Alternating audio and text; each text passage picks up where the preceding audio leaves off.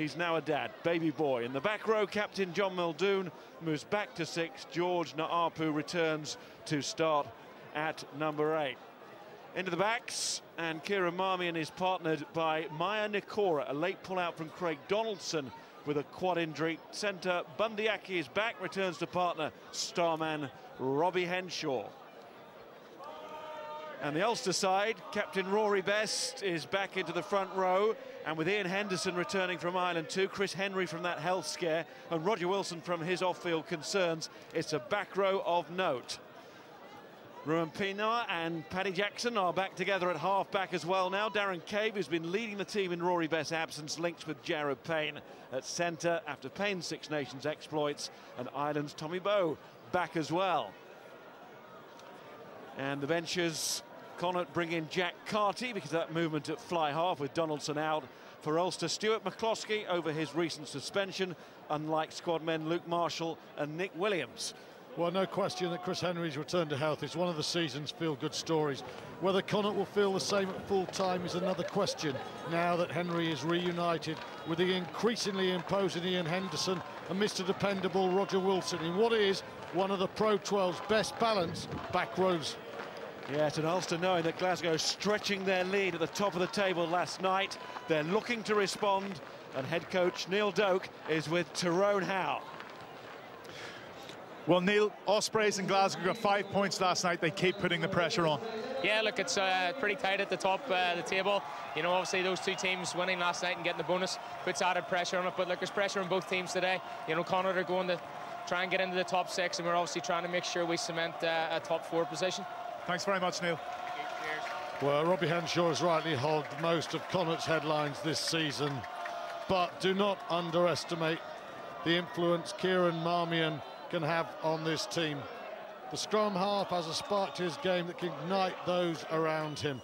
So's that man there, Ruan Pienaar, outstanding player for Ulster. But getting back to the home team and Kieran Marmion, he is one to watch. Not just for the home fans who adore him here at the sports ground, but also for opposing defenders. The Ulster back row will be marking this scrum half for 80 minutes. Marmion and Henshaw really have to deliver today, starmen in the backs, and John Muldoon started every match this season for Connacht. Such a reliable influence, all of these players relishing being involved in the games that matter, and Pat Lam is their boss. For Pat, European qualification is the key aim. Where do you see this game being won or lost? Well, certainly about looking after the ball. It's a tough, the wind's here, and you know, we're going into it first, so I think the fact we're back in this wonderful place here and the atmosphere, we've got to use that around bringing out our physicality, contact, being able to look after the ball well, and particularly in that first 40 minutes. And you've already beaten Leinster and Munster here this season. What sort of an extra incentive does it give you to try and do the clean sweep against your Irish rivals? Yeah, big incentive, but it's an outcome, and you know, the process really is minute to minute now and working hard as a team.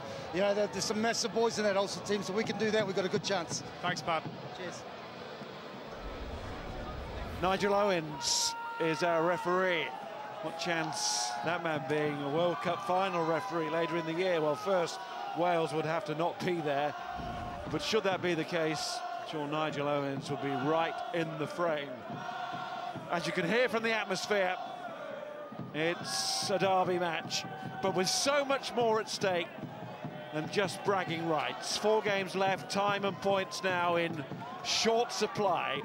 And it's no time to miss the point now. These two looking to be right on top of their game when it matters most. Yeah, and it's interesting because you've just said it, Miles, it's a derby game, and so many derby games are just constrained by the rivalry. But when you've got a referee like Nigel Owens, you've got someone who has the empathy with the game. It's a key thing, and see Nigel Owens talking now. If anyone can make this a game as we turn it around, it's Nigel Owens. Well, there's a confusion here before the kick-off. Both sides standing on one side of the pitch. And the wind will be a major influence. So into the wind is this way. Come on, someone's won the top, guys. He said he took it playing into the wind. Hang on, please, hang on. He said you played. Connacht said that they were playing into the wind. I said we're going that way. You asked me. I said we're playing into the wind. I made that clear to him. playing into the win. What did they tell you, John? No, I didn't. I did not. I said we're playing into the win. It's our choice. Are you the one who checked the toss? Yes, Yeah. I said we're into the win. It's your choice, then you play as you want. We need to get this right, boys, before kick-off. Sorry, there's been a confusion. So a dispute over who issued what message after the toss was won. Pat Lam, I think, has got his way. As I said, it wasn't hard. I mean, somebody won the toss. There's only two teams, heads or tails, and Pat Lam pretty livid there. And important as well because Connacht have decided that they want to play into the wind first half. So they're behind you, okay? That's what they're behind you. You gonna go? Going left? Just giving it a little bit of extra spice. Yeah. Didn't need it really, but there you have it. All set up for a battle royal here. And first mistake from Connacht. Men in front of John Muldoon. Accidentally, says Nigel Owens, in offside positions. And there is the first put in to Ulster in a pretty good position. Yeah, and a pretty good scrum as well. I mean, Ulster are very powerful at the set piece.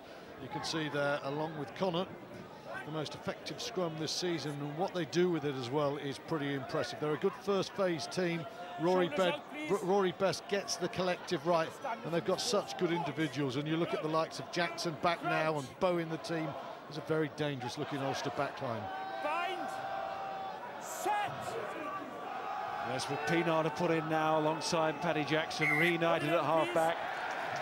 Delay on it, free kick. The other aspect of this game that is going to be fascinating is the fact Robbie Henshaw, who did such great things for Ireland at inside centre, he's coming head-to-head with Jared Payne, 13. Marmion with the tap, keeping it out of the wind. Rodney Ayew. Marmion again. Out it goes from Henshaw. He's moved one out because that man's back in. Number 12, Bundyaki, 11 weeks out following ankle surgery. Advantage to Connacht. Marmion again. Away, White! Advantage over! Good, powerful play by the captain. Out it goes from O'Halloran. Lost ball. Now it'll be Ulster's chance to maybe get an advantage, but nothing comes from it. They will, though, put into the scrum again. It's going to be hard to get out of that half against this wind. Yeah, there's no doubt at all. It's going to be a long 40 minutes or so for the home team. They're good pressure from Rory Best coming on, but you know there's not going to be a lot of kicking from the home team, and that means Ulster are coming up hard. Franco van der Merwe missed a tackle, but Ian Henderson, who was in tremendous form for Ireland in the Six Nations, he didn't miss his man. Bundyaki, former chief in New Zealand, also counties Manukau.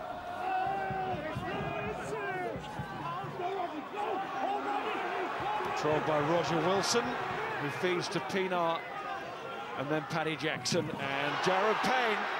That's a good offload as well, and Gilroy's there. Man with such quick feet and tries to show for it. The leading try scorer with 9 this season. Picked up by Ian Henderson. Back with Pienaar again. Big travelling Ulster support, of course, and they are making their voices heard here. Jackson to Rory Best. Scored here a couple of seasons ago when it was a big win for Ulster. But they're not used to losing to Connacht at all, have a great record against them. That was Tui. Pienaar once more, Jackson again. There's Tommy Bow off the wing. And Connacht having to make some strong early tackles here as Ulster throw everything at them. Rory Best once more. Pienaar to Chris Henry. Oh, good offload from Henry. And Ulster almost up to that line now. Pienaar in again. Worrying times these for the home side. Jackson, off it goes to Louis Ludick.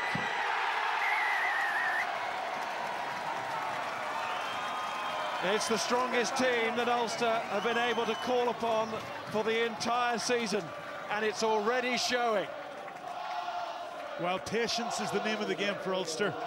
Just take the phases, take the ball into contact, recycle it safely, and what they did was they capitalised on initially a Connacht mistake, and this man, Jared Payne, just carving up that Connacht backline defence. You want your senior players to come back and just add a little bit, and that's exactly what Payne did. The forwards took over. It's taking the ball into contact. That's the little offload that just sucked the extra few defenders in, and a solid finish. Beautifully balanced there. Ludwig's a strong runner. We've seen him do this when he played in Johannesburg for the Lions. He gets on a strong arc. He's a quick man. He's hard to stop. There was never any opportunity there. Good start for Ulster.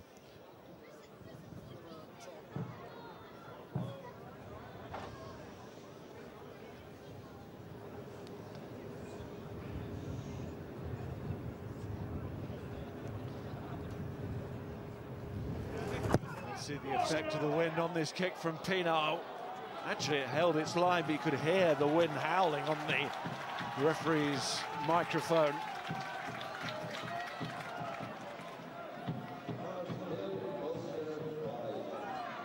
Tyrone, you've just come up to the commentary box from the pitch. It's windy down there. It's always blustery here, and the sports ground's a place where you can get 4 seasons in one day. Currently, you take this because you've just got the wind to contend with, but Pat Lam was right. You've got to look after the ball and protect it because it does make life difficult. Maybe just regretting a little bit now, playing into the wind, having made that call at the toss. So he thought. There's Henderson's lovely offload from Henry, wasn't it, to Henderson? Those two internationals working in combination as part of the try. And there's another international in Paddy Jackson.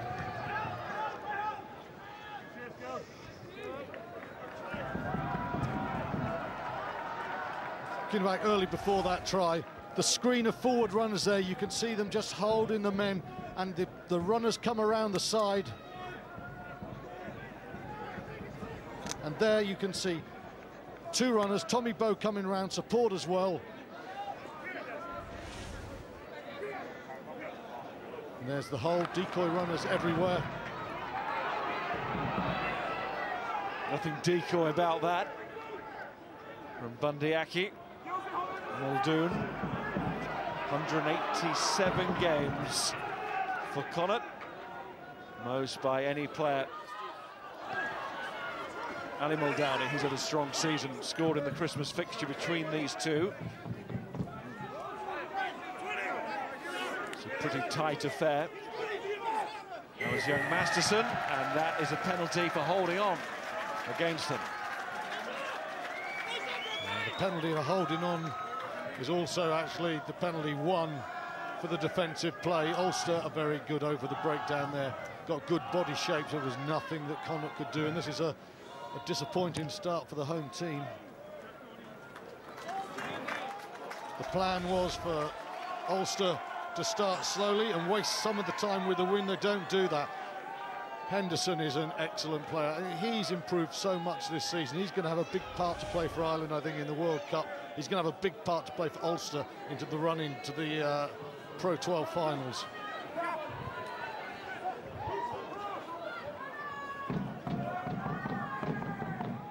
Good set piece from Ulster this season, both line out and scrum. Well, Down came down from the line out, but I think it's his own player that lost the grip more than any push from Ulster.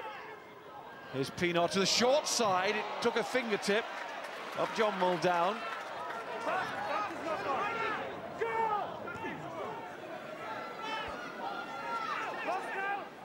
Pienaar.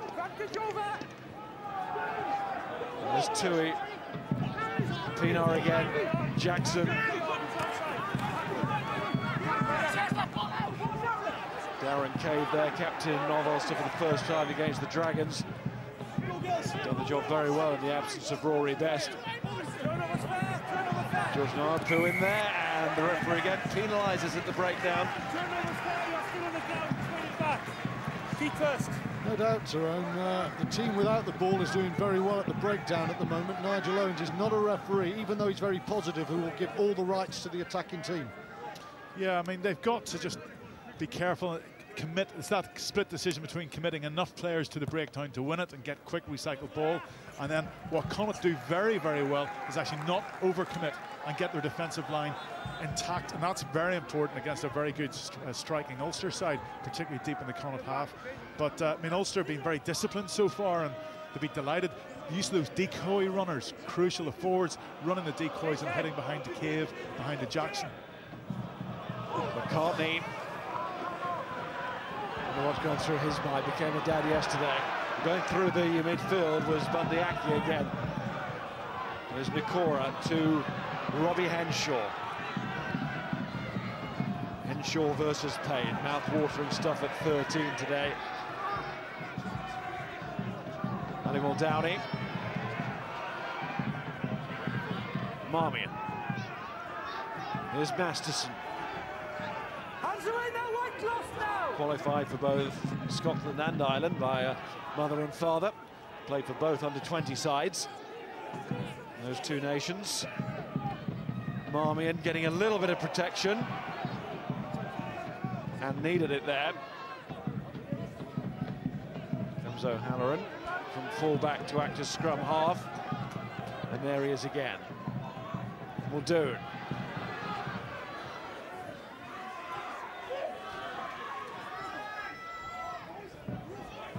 Masterson. Lost now! Again, a clear out on Chris Henry. That could have been dangerous play. In fact, there's a flag out here from the assistant.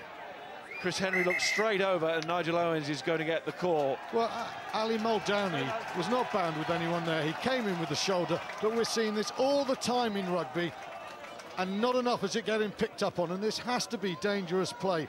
It's just illegal. You cannot do as Muldowney did there. You want to go to the entry to the ruck, do you? Yes. Okay, well, I saw it and I was looking away, so you had a better view for me. Side entry now. No, yeah, that's what I mean, yeah. Yeah. And went in on the white number 7. It's just a penalty. So did he leave the shoulder? You led the shoulder or something, did he? He went straight through, no attempt to bind. Right. And he went and took out the number 7. Do we need a check or just a penalty? Just a penalty. Okay. Entry, please. Let me see that. We've got it. Keep an eye open.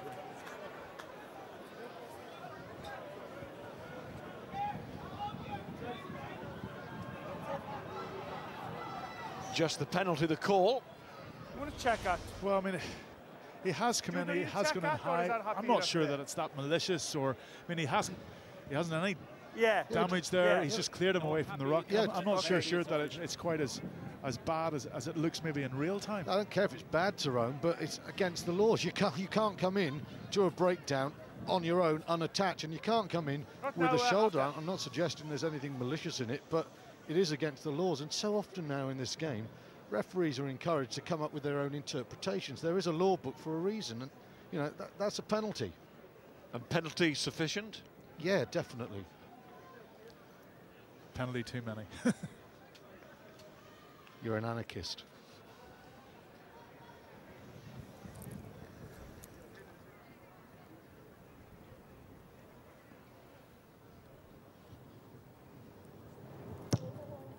Pienaar from just inside his own half, and he just wanted that win to take it there. I think he felt he was always going to get the distance. He didn't give it a massive clout. I'm not saying it was just a chip, but seemed to have something left. There's Gilroy. And those quick feet of his, spinning out of tackles, his trademark. And Jackson not quite judging the win there. Well, you can see Paddy Jackson has just come out of his line here, and he's saying to Aki, do you want to get through and pass the gain line? And the answer is, yes, please. And that's only half a metre, but that half a metre makes a big difference. It was half a metre that was made far too easily. Yeah. But Connacht will be very pleased with this. They're going to have to be quite judicious when they put the ball, and they decided to run that back and hoofed it down the pitch, and a good result for them taking to the halfway line. McCartney, a good throw now. Bundyaki again.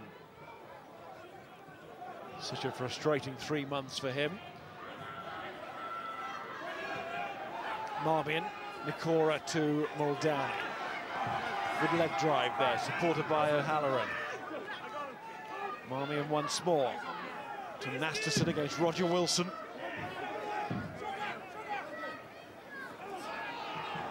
Marmion to Nikora, took it well in the end, the fly half. Henshaw thought about a little break, couldn't quite find the space. Then it was Dani Pullman, the South African. And it's another penalty to Connacht. Passes well, doesn't he, Henshaw? I mean, initially, Marmion's pass wasn't the greatest. Fly half was reaching for it a bit. But, you know, last week, anyone privileged enough to be in Clermont would have seen the Clermont backs always putting the ball in front of their man. All season, I've watched Henshaw, and he does pass very well. And though the wind is against, and that tends to help, he's a very accurate passer of a ball. Fixes his man. So many Tyrone, so many centres now, they feel they've got to fizz a ball with a sort of spin pass. You don't have to always. No, it doesn't matter. You just got to get it in a good spot, and you play to your strengths. And the wind is making it difficult, so even more credit to him for getting that away. But defensively, both sides can push up on that 13 channel, because going hand to hand to hand, it's tough getting it out into the wider channels. Well, defensively there, Ulster deciding to hit hard straight away to prevent Connacht getting that more from rolling. Pullman off his wing. It's where he prefers to play. He's back there having moved out. The Connacht backs moving out one to allow Bundyaki back in at 12. Their positions last week in the defeat to Gloucester in the Challenge Cup. Henshaw out one, Pullman out one, O'Halloran out one. There's Quinn Rue, the former Leinster man. Marmion again. Little flick from Nikora, who's gone round and some forward. Back to O'Halloran, this is well worked. And there's a flag up to stop Pullman from going on, but it was intelligent rugby. There's a target being made here, and it's Paddy Jackson. We showed him stepping out of his line. That time, the Connacht forwards targeted him, and they treated him as a doormat. They went straight over Paddy Jackson. And you've already seen Darren Cave is getting up fast to make his tackles. So too Jared Payne. But at the moment, it looks to me as if Connacht have said, let's target the 10.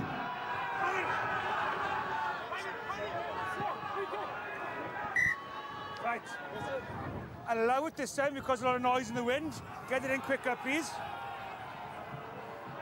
Nigel Owens not accepting any delay here, either on put into the scrum or line-out throw. West almost waiting for the wind to die down to be able to do that to the man who takes so many line-outs, right at the top of the list this season, Franco van der Merwe.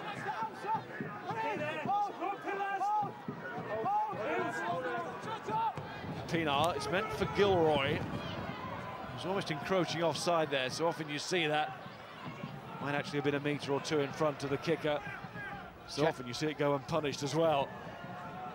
McCartney, Marmion needs help. He's been ripped by his own man, really. Bundyaki came up with it. Lord Ulster felt they had it there. Bundyaki did really well. There's George Napu. Number 9, the ball was another penalty, and Marmion doesn't want to kick this one a touch. He's going, and they were within 10 metres. No, still going. Excellent work from the scrum half. Napu caught by Dan Tui. Referee goes back for the interference on Marmion after the quick tap and go. Good play by Marmion. He scoots around the corner. He's always looking for break, and crucially, he's trying to get pace into this game and catching Ulster slightly napping there. And Connacht playing most of the rugby in the right place of the pitch for them. They'd be delighted with the way they've responded to that Ulster try. And that was classic Marmion play, wasn't it? Very quick-witted in his quicker feet. He saw that Henderson was about 8 metres back, and he made a beeline for him. And Henderson got there, and he's thinking, can I make the tackle or not? And he gets past him. The attack carries on. He's got the advantage, but he knows he's also earned the penalty. That's as smart as a scrum half gets. You could see Henderson trying to resist, but he just couldn't do it. They've responded very well to that early Ulster onslaught, haven't they? Couldn't afford to concede any more points.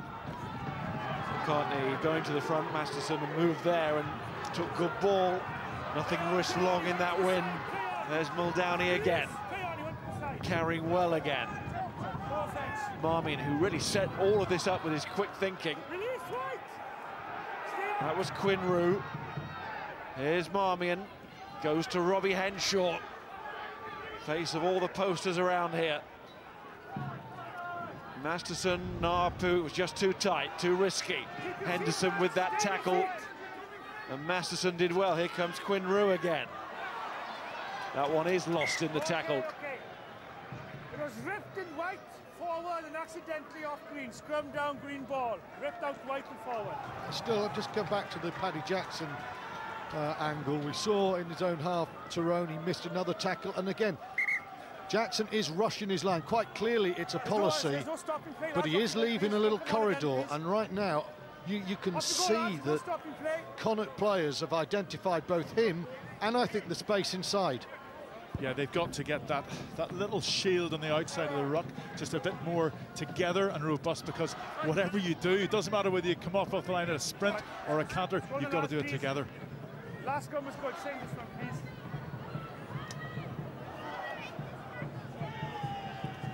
Got a little bit lucky here to get the put in, but they earned that luck.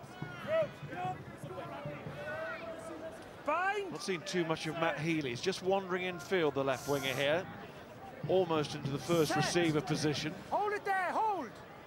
Opens up a very big, nearly a 20-minute short side, doesn't it? Because Bo's moved. Crouch. I quite clearly call hold. It's up to you to follow those commands. Is that clear? Get on with it, please. You can't argue that there's a lack of clarity when Nigel Owens is in charge, can you? Get it done quicker, please. Or indeed words. Sort it out. He's good at what he does. Everybody acknowledges that. Bind. Set. Nicora's very flat. Too good attacking side from scrums. I wonder, did Connacht have a strike move here? Well, no mistake made with the strike. Don't want to when the left winger's gone from his position and just taking the attention, taking the ball as well. Marmion. Nicora. Did well to get away from the first tackle. Muldowney, nice offload. He absorbed the tackle of Tui. Naapu. Marmion finds Masterson. Muldoon and Muldowney required there to help out. Comes back. Flat, play. McCartney's pass to Rodney Ayew. Nicora. Little miss move in the centre, and it's well taken by O'Halloran. Connacht, for the first time, can see that Ulster try line. Can they keep the ball in play here? They do. Through comes Rory Best, but Marmion breaking through. Ball's loose. And Ulster need to sort this one out. Stay calm. Time out. And Connacht think they've gone through to score there. Bundy Aki is celebrating. Quiet. Quiet. There was no knock on there, it went across, I watched it. Jude? Yes, Nigel? There's nothing there, was there? Did you see anything there? Okay, but just have a check in case. Go back, please, Rory. I want you to check here, please, that when the ball touches the line, who's got the downward pressure on it first of all, white or green? Okay. Thank you. Checking, Nigel. We'll put it up on I don't want any conversation on discussing the team more, please, Rory. We're talking a bit too much at the moment. Jude Quinn is the television match official.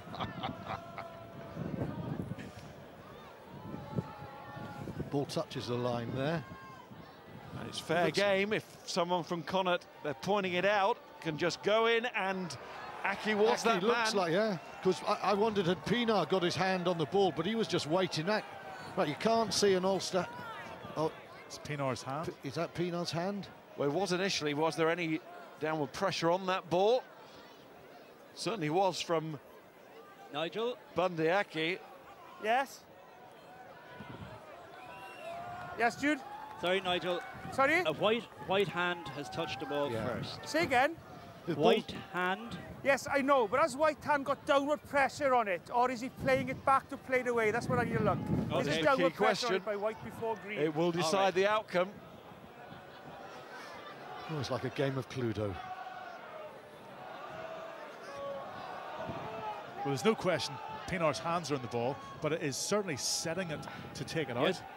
But it doesn't look as if there's downward Man in the pressure. way, I can't Nigel? see it. Hello, Yes, I can confirm they had downward pressure on it first. by who? By White. Okay. I think he's right. I think Pienaar, he's not touching There the is ball downward down. pressure by White on the ball first before green. No try, scrum, green ball. It was smart play by Bundy Aki actually to recognise that you've got to have that downward pressure, but I think that would have been a very tough call to It was give just a Connacht that little try. bit of downward pressure, wasn't it? Can I just say, I thought Jude Quinn did really well, because Nigel Owens is one of the best referees in the world, and there was clear intimation. He suspected that there wasn't downward pressure and there was a try, and too often we see TMOs and ref getting too swayed by the other person. Nigel Owens, I think, thought that that could have been a try. Jude Quinn was certain that was the case. Nigel Owens allowed his TMO to make the call, and I think between them, they've got it right. That's really good officiating. Yes, trust in each other in their various roles. Back row, stay bound, please. Time on. Crouch. Set. Bind. Set. Great attacking position still, though, isn't it? 5 metres out. And Healy's walked in field again. The left winger. Now Opu trying to control at the base of the scrum. Ulster doing their best to disrupt it. In went Chris Henry over the top as well, and that was excellent work from the Ulster pack. They put all kinds of pressure, not downward pressure, but pressure on Connacht at the base Well, there there. you had encapsulated this phrase, the battle of the breakdown. Henry was over it, then got rolled off the ball, then it was completed on the ground. You sort of wonder the decision. Had it gone the other way, you could have maybe been arguing for it as well, but Ulster living off their wits and not playing the rugby they want in the right position of the pitch that they want, and another mistake. Jackson doesn't find touch, he finds the hands of Healy. Here's O'Halloran, back in his favourite role of fullback. Very highly rated young player, Tiernan O'Halloran. So too this man, Kieran Marmion, finds Dennis Buckley, who's been the turnover king of late. Through goes Ian Henderson, trying a turnover there. Through the middle, plus.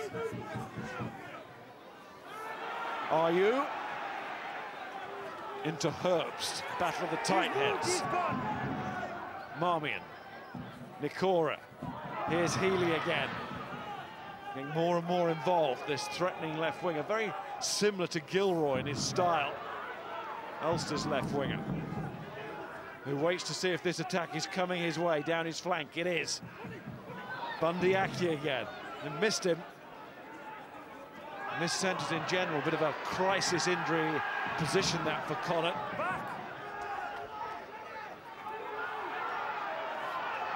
Napu. Marmion, Nikora, going wide here. O'Halloran, that's nice, just delayed. Fired it through the gap to Masterson. Marmion, McCartney. Some flat passing here. Goes Muldowney.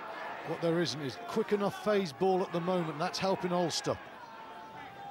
Just rather walking into it here. Connacht, boot from Jackson, hits Healy. Comes back on the Ulster side though. Hands away, green lost. Back. It was off the leg, play on. In steps Tommy Bowe, but he's got that man Bundy Aki getting involved again. No problem, but take And the it's ball. a penalty let them to have the ball. Ulster. And we're going to join Dave Ellis from the Connacht coaching and management team. Dave, it's been a fascinating start to the match. Of course, you've elected, well, we think you chose to play the win. There's a bit of a row about the toss, of course, but you know, what do you need? Where do you need to be at half-time, do you feel? Oh, I think with this wind, if we can just stay in touch, it just needs to show a little bit more patience, I think, really. And your take on the try, was it or wasn't it? It was quick thinking from Bundy Aki. Tight call for the officials. Yeah, well, Bundy's a pretty cheeky fellow, so if he scored that one, he probably would have deserved it. But it's great to have him back, isn't it? He's given this sort of extra spice in the centre alongside Henshaw. Yeah, they're a good young partnership in the build there, so hopefully we can work on that over the rest of the season. Thanks, Dave. Cheers.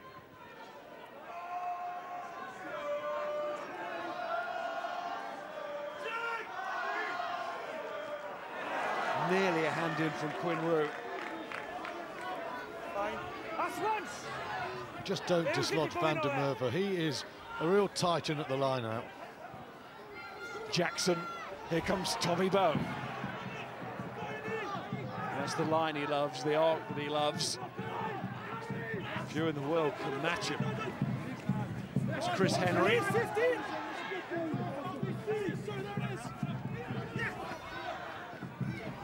Roger Wilson. Penalty Connacht. Another chance for Ulster to try and get some points with this win. Disappears. Once again, it's the defences are winning the breakdown battle, Tyrone. Definitely, most of the calls are going the way of the team that don't have possession. Yeah, they're being disciplined about it as well, reading when they can get in and compete for it. But it also means also getting pinged for flopping over the ball there. You've got to be very disciplined in attack.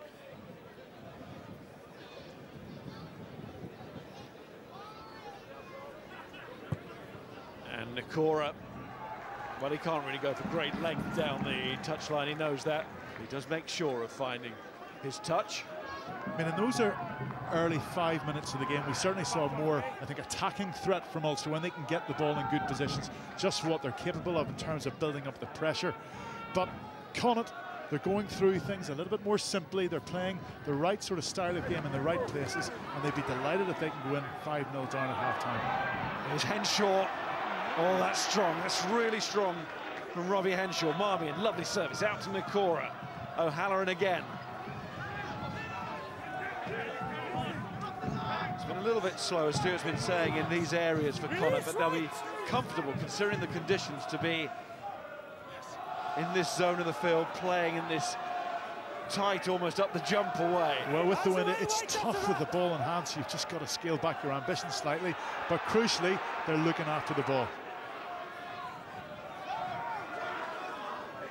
These tackles will be racking up now for Ulster.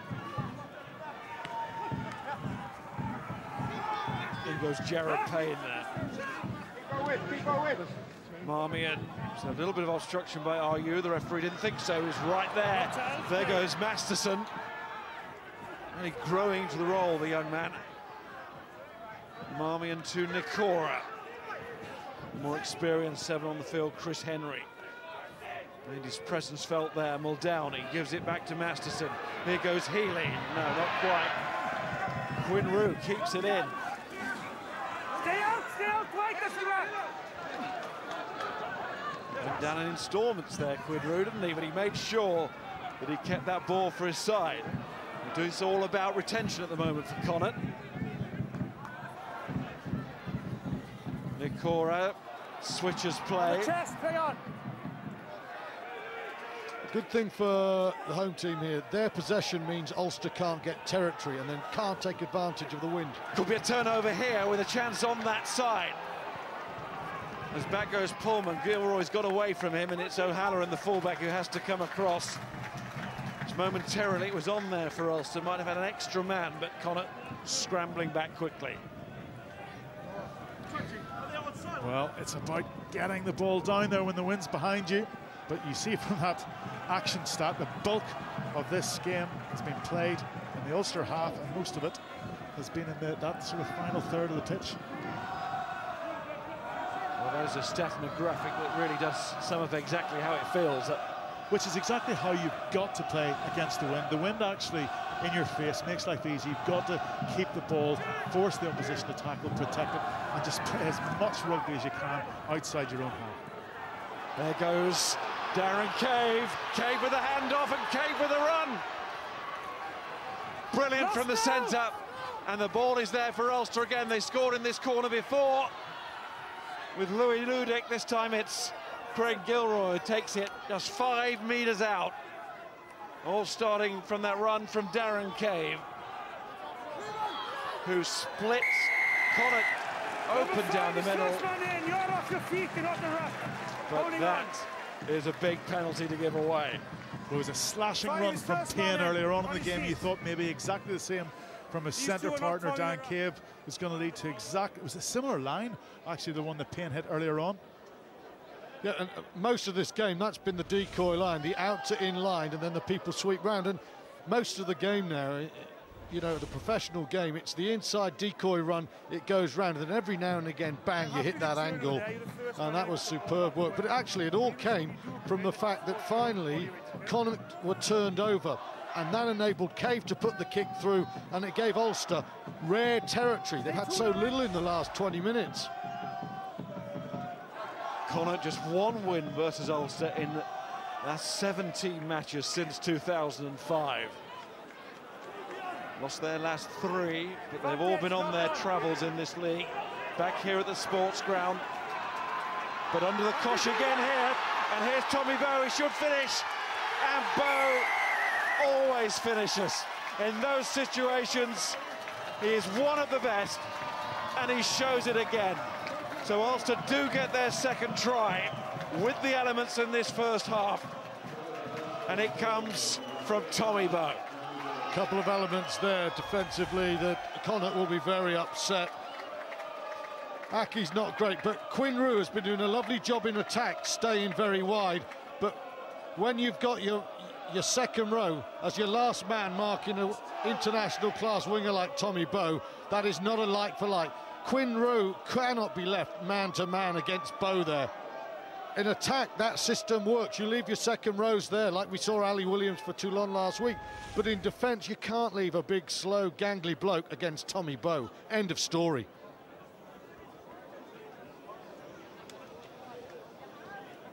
Nobody scored more tries in the history of this competition than Tommy Bowe. His time with Ulster, and of course the Ospreys as well. Pienaar, he had a sighter much earlier in the match from almost the same position.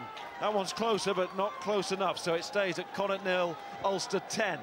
Well, Pat Lamb said before the game down on the touchline they had to protect the ball, and they've done so well for so much of this first half, but losing the ball right on their 22 is just what you do not want. And what had happened was the Connacht pods had all run to the open side, and they were men short on this short side, and Tommy Bowe one-on-one is a hard man to stop. And I've got to ask you, Tyrone, as a distinguished Ulster winger yourself, how would you have fancied looking up and seeing a second row against you one-on-one, 20 metres out? Well, the thing is, you're not thinking about anything other than just getting on the outside. You hold them up and you go for it, and you just have to back yourself, and Bowe's an arch finisher. Nikora restarts. They're very slow getting forward there, Connacht, for the restart. Can't blame them. They just want to get a half-time. Get that win, that strong, powerful win at their backs. Charge down from O'Halloran. This could go badly wrong now for Connacht. They concede another score here before the interval. Marmion back to Nikora. And again, he gets a bit stuck on the wind, and Ulster will come again here. That man Henderson is a right nuisance for Connacht at the moment.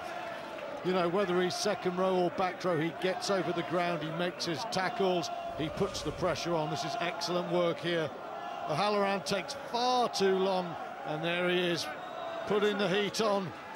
Well, the split second came when he shifted from his left foot back onto his right foot. Obviously favours his right foot, and that just brought Henderson that extra. It was a bit like when I tried to run across the road today and I stopped halfway, nearly got run down. You can't hesitate. Driver thought about it, though. Don't blame him. I stepped my way out of trouble.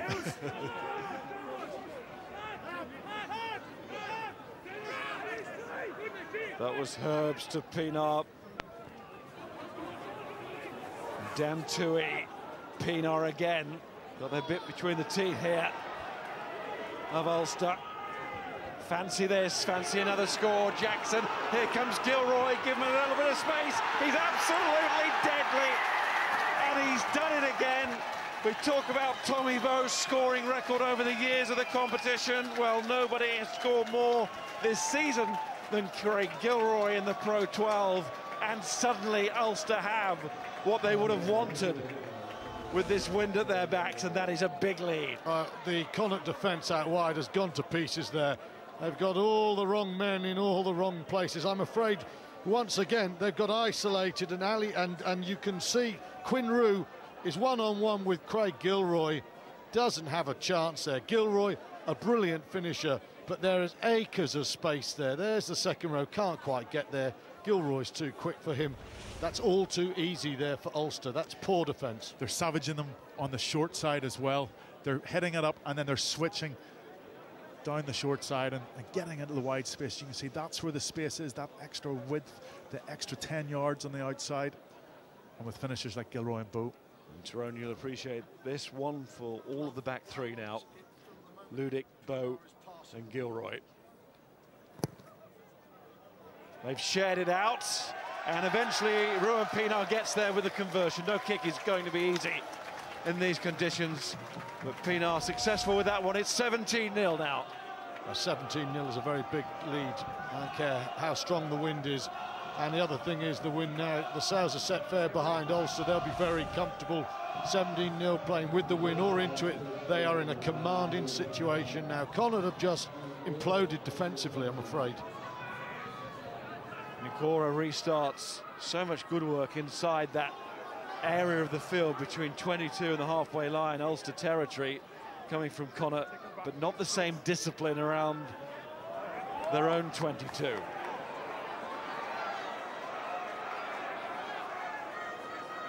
And they'll have a chance for a 22 here, drop out. So Connacht, who've been in the top 6 all season, never out of it, facing that, slipping out of it today. Hang on. Hey, we'll go again. I don't think you kicked that, did you? No. Let's go again, please. Just dropped it. Players restart this, we're still not gone. Scarlet's in front at Zebra.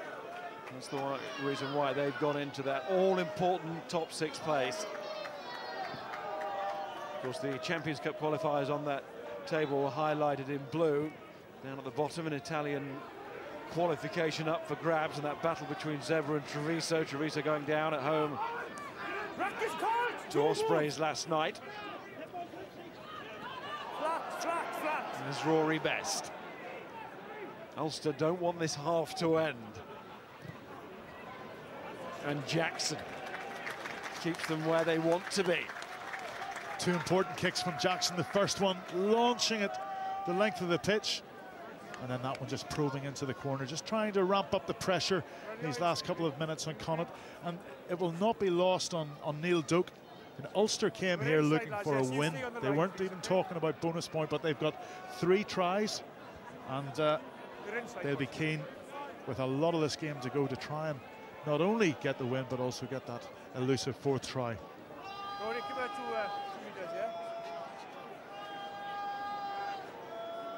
Cut the line out here, and it works. One by Quinn Roux. Henshaw into contact. Masterson. Okay, get now. Just don't feel confident enough to try the kick away from their own 22 here. And again, any ground really. Marmion's given it a go, and that might just come back. The box kick towards Bundy Aki, that was a pretty good effort from the scrum half, and a good chase from Aki. Brings the penalty. And with a minute left of this first half, maybe the alarms of the first period in this last 10 minutes or so have gone away now for Connacht. Well, let's just look at this try again. Pienaar's about to pass the ball. Jackson is the man in the centre of the line, but you could see 1, 2, 3 defenders there. And the Connacht defenders, you know, they're walking backwards, they're looking the wrong way. It's absolutely hopeless. And then suddenly the ball comes fast. Jackson gives one quick ball. All shape of the defence has gone. When Ulster have defended with a white line across the field, that was just stuff out of the dustbin then from Connacht, but bits and pieces all over the place. Far too easy for Pienaar and Jackson to outstrip them. Gilroy's then given a one-on-one against poor old Quinn Roux again. And again, there's not only one outcome. Nothing Roux could do, but the system was just awful. Scrum half, stay 2 meters. Muldowney, Connacht's leading try scorer this season is Ali Muldowney in the league. Okay. And they won't get a try now before half-time. That is it. All the tries have gone Ulster's way. Louis Ludic getting them away early on after that row about who'd won the toss or who told the officials what. It was Connacht who got to play into the wind. Then they found Ludic scoring early. And then Ulster had to wait. And wait quite a long time, to the point where you're starting to think, even though Connacht don't have any points, they were having the better of the first half. But not so now, with Tommy Bowe and Craig Gilroy. And Ulster lead 17-0. Lots of action to discuss. Most of it has come from the visitors. Ulster third, as we were saying, coming into the game, and they have backed up their position in the Guinness Pro 12 table with a pretty efficient first 40 minutes. A really well-worked try early on for Louis Ludic. The goals have not gone over for Ruan Pienaar, though. He missed his first 3 pots of goal. Connacht have had little to shout about. They thought they had a try, but the TMO said no.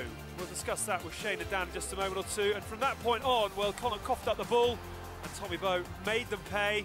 And then Craig Gilroy, with his 10th of the season, the league's top try scorer, has danced over as well. So Ulster with a commanding half-time lead. They have had the benefit of the wind, but at 17-0, they'll be pretty pleased with how that first half has gone.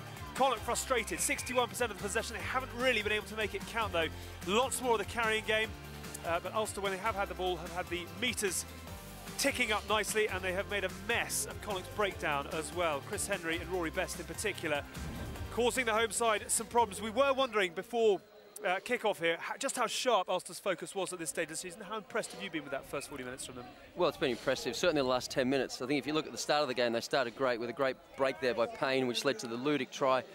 And then it seemed to be all Connacht for the next 25-odd minutes. They had great territory and great possession. I think they were at 68% at one point. They're up to about the 31st minute. And then, one error from the line. It was a hit up. Archie tried to offload, loose ball, loose carry, and then bit of brilliance from Paddy Jackson with a lovely pass to Bowe, and we talked about it, just Bowe's ability to finish. Yeah. It's something special. And then, again, we saw a class from Gilroy, just so much gas. He got on the outside of Quinn Ruan. It was very hard for Quinn in that situation, but we see now at 17-0 when Connacht, if it could have gone on at 5-0, would have had great hope, especially with this breeze in the second half. Ulster definitely rope-a-doped them a little bit. They held in, they gave them the possession, they gave them the territory, it wasn't a big deal, and kept the defensive line pretty strong. Connacht couldn't break them down, and then they punched them on the counter. Yeah. Okay, so the big talking point, I suppose, from a Connacht perspective is the Archie chance. And now we've been discussing it at quite some length, and there seems to be sort of debate. The TMO said no. Would you be aggrieved if you were part of the Connacht team? Yeah, potentially. I think if you listen to what Nigel Owens asked, he said, has the ball been rolled back or has he actually put pressure on it? So in my eyes, I think Owens actually wanted to give a try. I think he believed that it was possibly a try.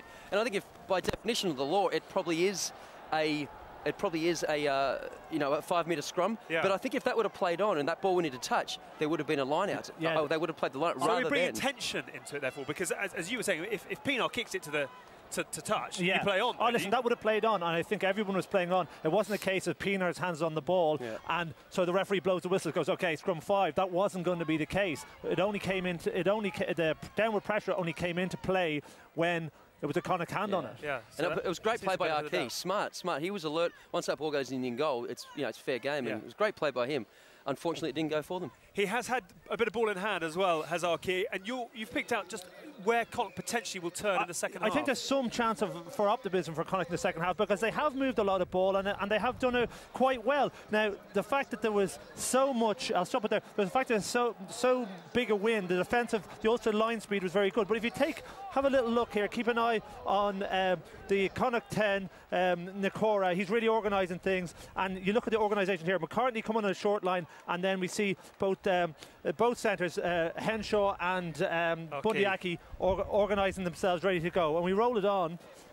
McCartney runs the really good line, holding everyone, a little wrap around, and there's good yardage made here. Now it's more difficult because we've got a really flat and fast line speed from Ulster, and we've also got a full back who's come up really quickly, but still they make it yards.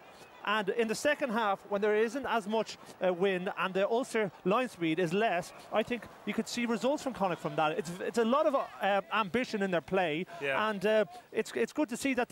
Hopefully they'll be rewarded in the second half, because they have been moving the ball maybe a little bit too much against the wind. You know the nuances of this place. I mean, how many points do you think the wind is worth, and how do Connacht find a way back into it? I think if it was 5 points at the break, Connacht would feel pretty comfortable going to the second half. But the fact that last, probably 8 minutes, they got those 2 tries, it's going to be hard for them to come back from here. Ulster, obviously, I think they're going to look to play a bit more. They'll have to keep the ball in hand a little bit more than what they possibly would want to. But I think initially Connacht have to just get themselves back in the game, have to play in the right areas and try and build that scoreboard, which I think they're capable of doing. Small steps for Connacht, you'd have to say, at half-time. They've only lost once here all season in the league. That was to Edinburgh, but they are staring down the barrel of their second home defeat of the campaign. Ulster will be pretty pleased. 3 tries on the board. They are bonus point hunting as well, and it's the visitors in full control at half-time.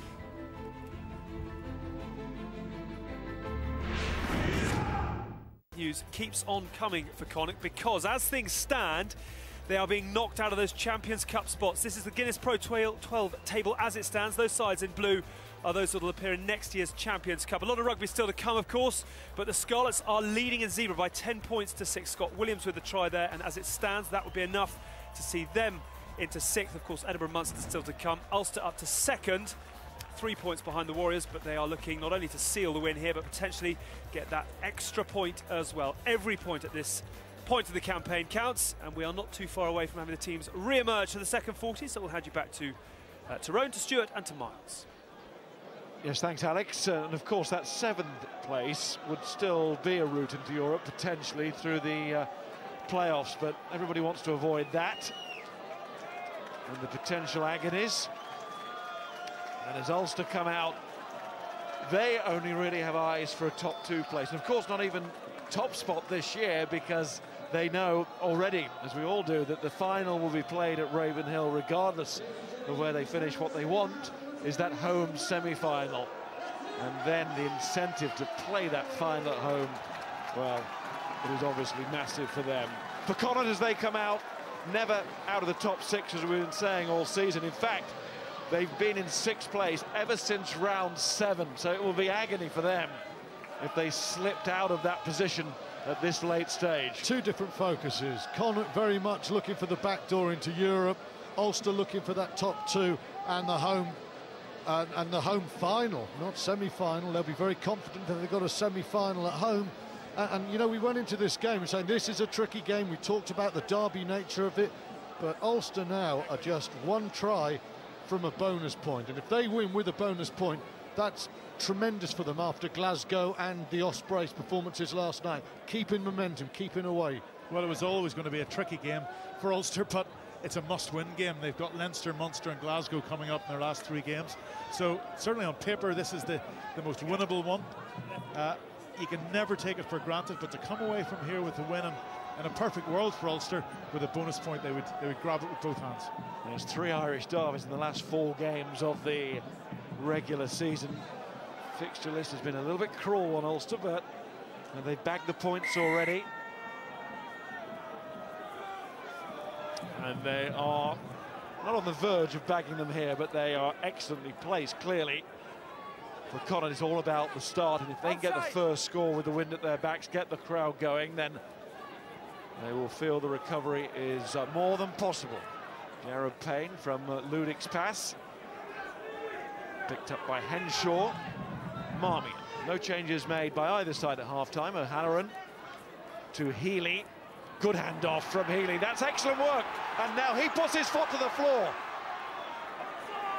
And you can see there how similar he is in style to Craig Gilroy. Elbows on the ground, both of them exceptional young talents. Elbows on the ground. And Matt Healy has burst into life at the start of this second half. Well, Roger Wilson goes way too high there. He almost, by standing there, he's like a post that Matt Healy just leverages himself off. Watch Healy, the number 8. There you go. Just lean into me. Bang, there's your change of pace. Whoa, that's fantastic. Darren Cave was just blown away with the acceleration, but Roger Wilson will not enjoy seeing that. But you can just see how dangerous Matt Healy is with a little bit of space. Connacht will be trying to get the ball in his hands and give him some opportunities, because he's a very, very dangerous threat out in the left wing there. And Connacht going for the corner. Going for the early try. McCartney throws, it's a good one to George Napu.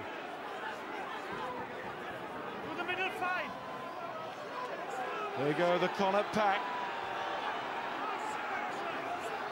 And down comes the maul. Referee thinks legally. And Ulster pile in there, sensing that they've got more than just bringing the ball down. They've got the ball, indeed they have. And it's Ruan Pienaar, charged down. Good pressure there. I mean, it's a great turnover from Ulster, and they've got the 22, but Pienaar's not often charged down, so even though they lost the ball, it's a hungry start to the half for the home team. Pienaar thinking about the quick one, and there were others on his wavelength on this near side as we look. That's good work on the fringe by Connacht. As you say, hungry, as they need to be now. Jackson. Good effort into the wind. O'Halloran tackled by Tui.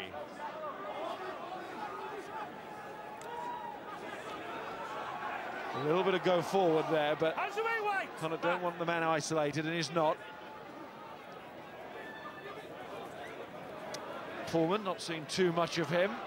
So there's Masterson, and there's Captain Muldoon.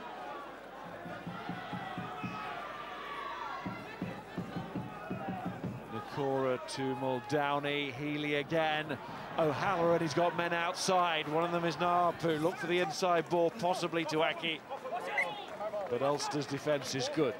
Well, Ulster very, very strong in the middle of the pitch.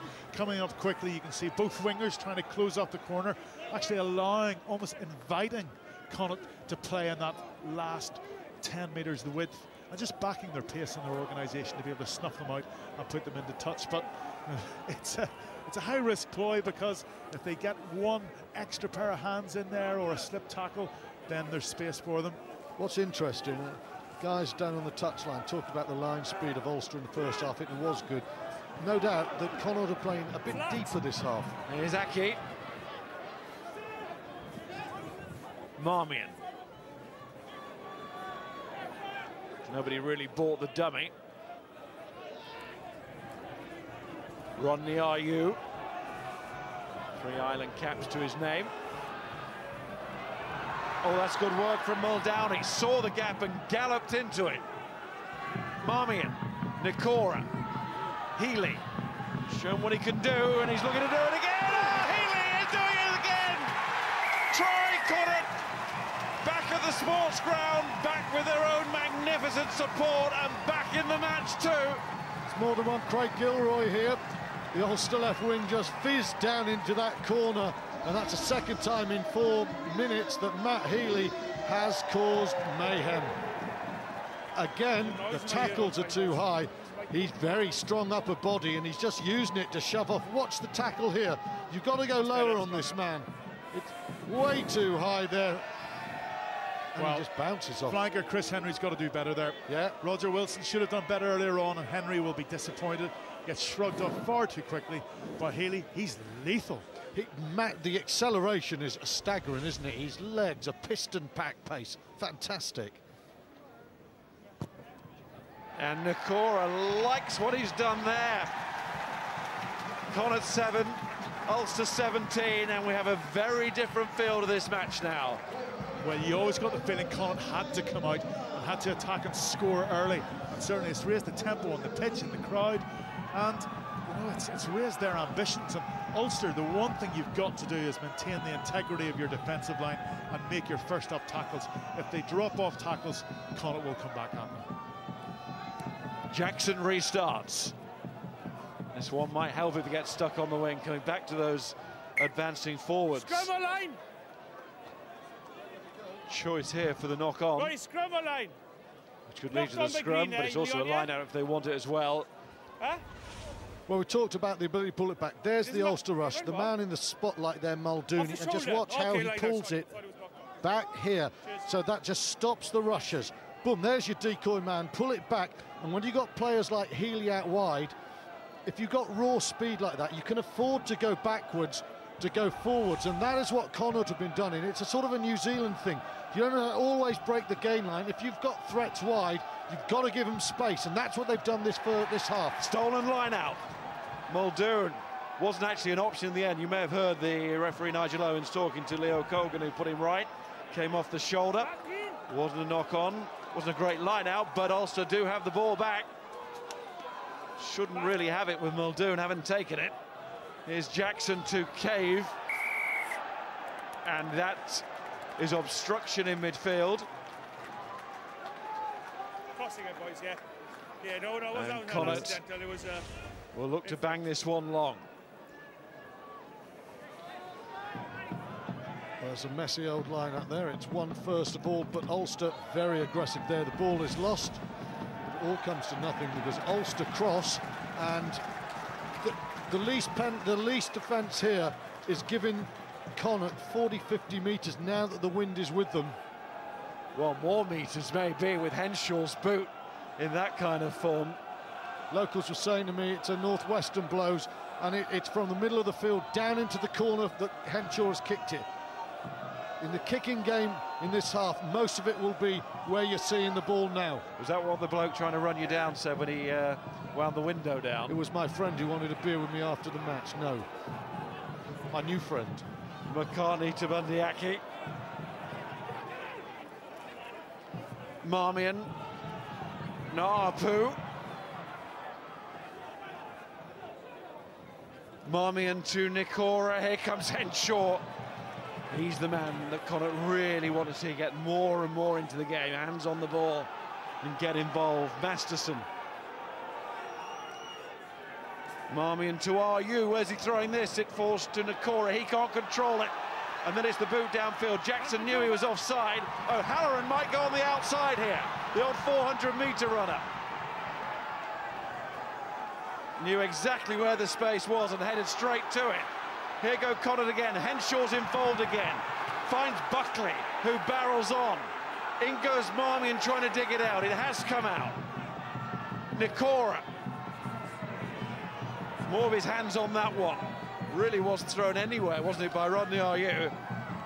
But maybe no matter, and that is forward from Henshaw to Bundyaki. Disappointment from the Connacht supporters, but it did look a shade forward. Well, it is forward, but it's also almost brilliant play. The centre who fades across, yes, it's forward, but Aki knew when Henshaw just came off and he lent that right shoulder there, what he had to do was come on the angle. The two of them really understood what was happening, and that was almost brilliant play. And I actually wonder, Henshaw didn't need to throw that forward.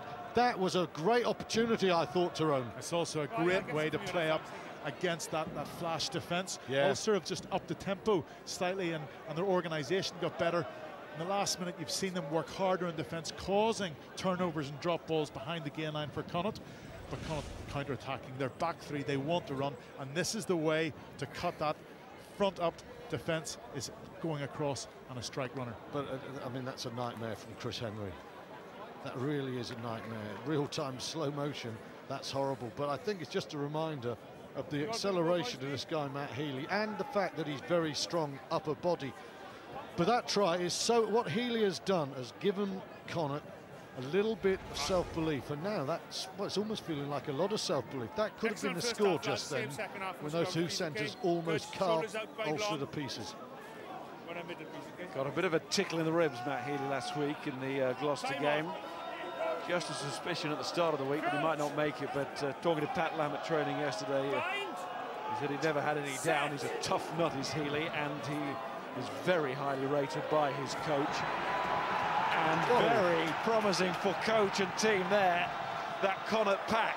Now, if ever a moment summed up how our side is up for the fight, it was then, and here goes Henshaw again from Nikora's flat pass. Still advantage. George Naapu with advantage being played. Marmion's looking for another quick one. He's tried it before and it led to an extra 10 metres, but not this time. There is a chance, of course, Number 9, round the other side of the scrum. to go for the 3 points.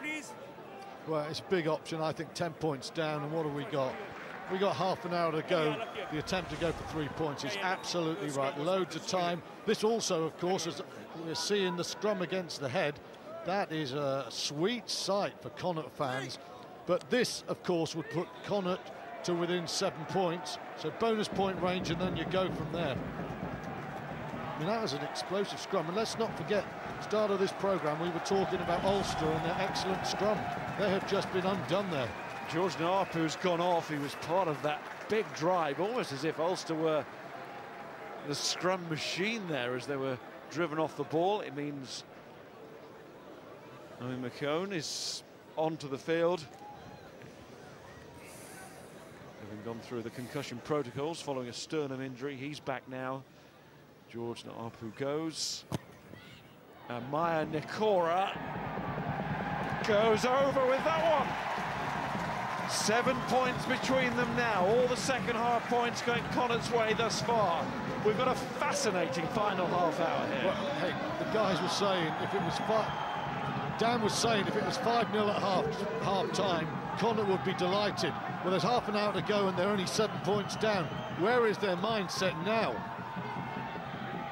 Well, you can sense the confidence and the self-belief coursing through the Connacht veins, and Ulster have got to extinguish it, and they just got to up the level of physicality, work together, force mistakes, and just take this game to Connacht. Connacht decided to play that. It was drifting back. Would not have gone 10 metres, I don't think. Oh, it did cross the line. Well, the people pushed you from behind, but you're still the other side. Complicated one, explained by Nigel Owens. That is the table as it stands. Connacht back into that 6th place with a losing bonus point at the moment. Their addition to the total. Jackson. They've kept it in, I think.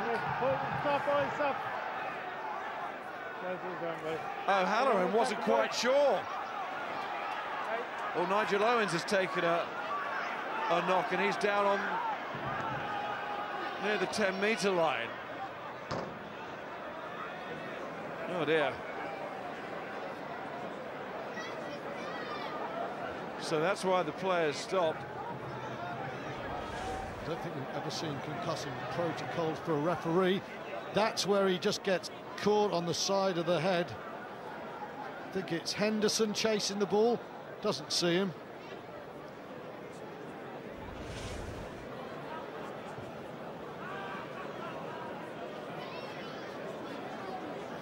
It looks as if Nigel Owens was actually just crouching to see where the ball was landing. He's being asked there, what half are we in? Nigel Owens said second half. That's one of the questions, right? Might be a few more coming his way.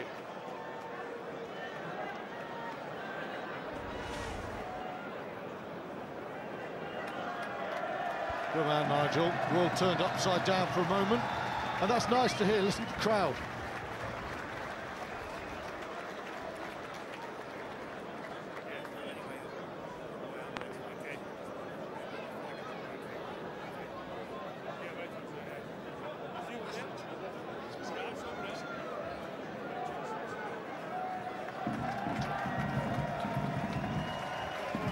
So Nigel Owens is okay. And there is the table as it stands. Scarlets now drawing in Italy, and they have fallen to 8 points. It's topsy-turvy there. Hey, and if Zebra could beat the Scarlets today, they go above Treviso. It's all happening. And just to confirm, the assistant did motion to put his flag up, then he put it down when he realised there was no referee to signal to. Good work again from the Connacht pack, but illegal work. Nigel Owens, he's all there. John, you broke your bind and you regather on the guy behind them all. He knows exactly what's happening out there. Penalty Ulster. A broken bind or not, Tyrone, there's certainly some momentum behind the home pack. Yeah, it's a strong maul there. Expect Pinar to go to the corner. And Connacht just taking time. It's a smart move, actually. Just taking time to take stock, get themselves organised, because them all, then you let it go, and then you went round and gather the next guy. They know what's coming. Probably that man, Van der Merwe. will be at the heart of it. He's taken, I think, more line-outs than anyone in the Guinness Pro 12 League. Calls the line-out, so he calls them to himself, and you can see today again 4 line-out wins. Normally I think 5's his average, and there's still half an hour to go. He's made his tackles. Again, he is the line-out caller, but you know, that doesn't mean they always call it themselves. I remember Borthwick, the Saracens and England used to call most line-outs elsewhere, himself every now and again. Van der Merwe, you can see, he trusts himself, he backs himself. This is a big moment in the game now. No doubt about that. Ulster feeling the force of the Connacht recovery. They can take the sting out of it now with a score. Will be the first score of the day against the wind. That is what Ulster seek here. And Rory Best trying to get his back to Raw. And Nigel Owens again steps in, this time to go Connacht's way. Might have to step in again. I doubt it. I haven't seen a punch thrown in real anger for about 3 years. It's handbag city. Little skirmish. Could be a big victory there for Connacht.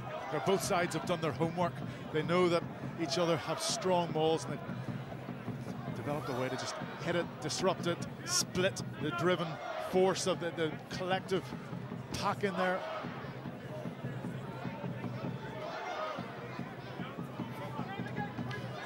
Conversely, neither line-out will be that pleased with the fact that they got within 5 metres but have been pulled down rather easily. Bit of 9. Crouch. Bind. Set. Marmion puts in. Wants another big effort here from that Connacht 8. Of course, number 8, George Na'apu, is off. That's Keown. And that is Nakora, called up very late on in the piece because of that pull-out by Craig Donaldson.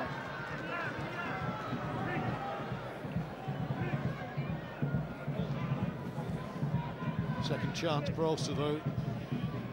Didn't get anywhere from 5 metres out, but they're still inside their 22, and they still have a very functional line-out.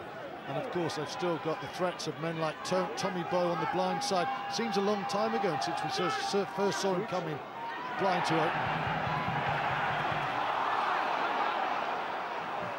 Oohs and ahs from the crowd over there as he went back and forth. Possession is king, and Ulster have it here. Pienaar again. Henderson. Pienaar looks for Jackson. There he is. Tommy Bowe.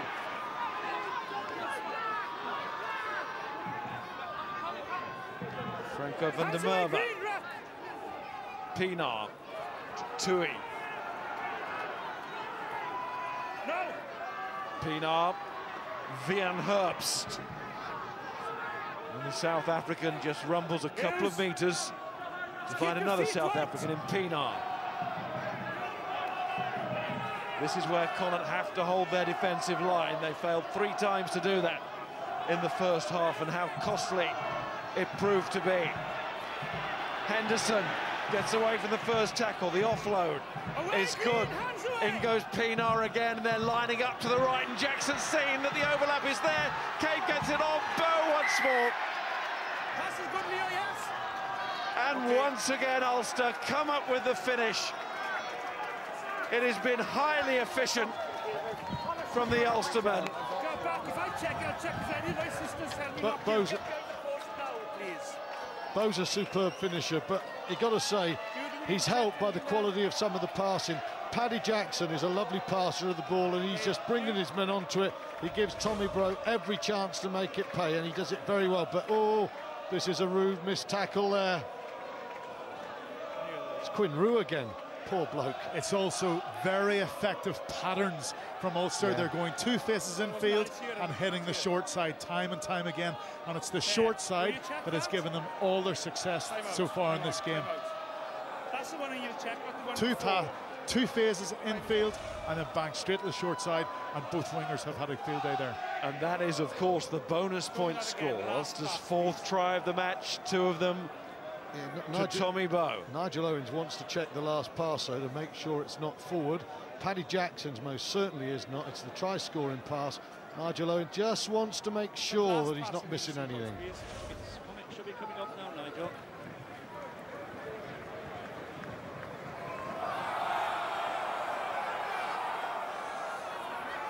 So, are we missing anything? I don't think we're Only missing once anything. again, That's worse. This lateral, the hands are going backwards.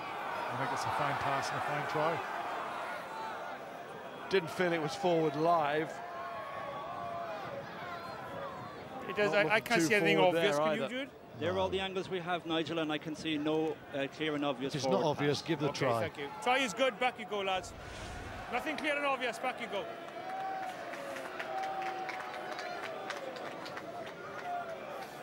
Sorry, everyone.